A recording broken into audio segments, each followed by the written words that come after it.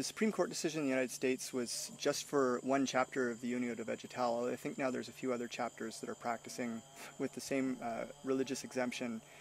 That's good for the United States, but there's many other countries. The Santo Daime, for example, has chapters, I believe now, in over 30 different countries. And there are varying degrees of permission that are happening.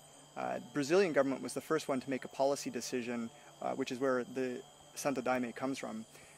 They had an investigation in the late 1980s and determined that ayahuasca was not harmful and in fact perhaps beneficial for the community, and allowed it for their religious practice.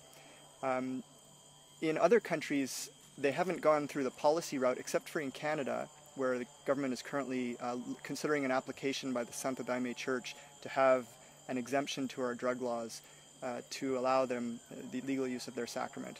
In countries such as Holland and Spain and Italy, there have been legal cases. Italy, it's, I believe, still going on.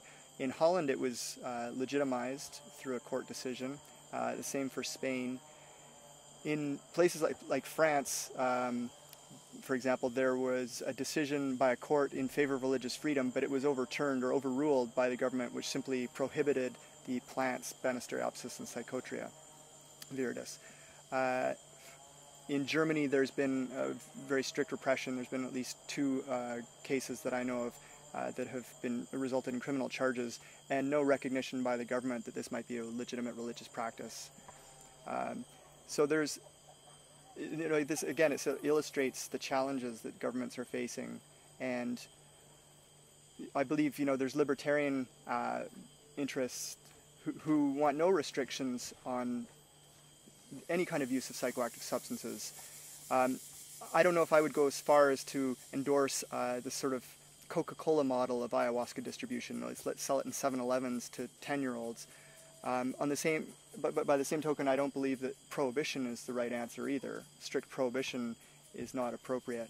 So somewhere in the middle is going to be an optimal policy balance where some kind of I think regulation, I think self-regulation by ayahuasqueros or by churches is probably the best route. So the Brazilian government right now is looking at, or it has a committee struck with various members, representatives of the main churches and a few other smaller ones, and they're working together to create a policy on ayahuasca that's suitable for at least those interests.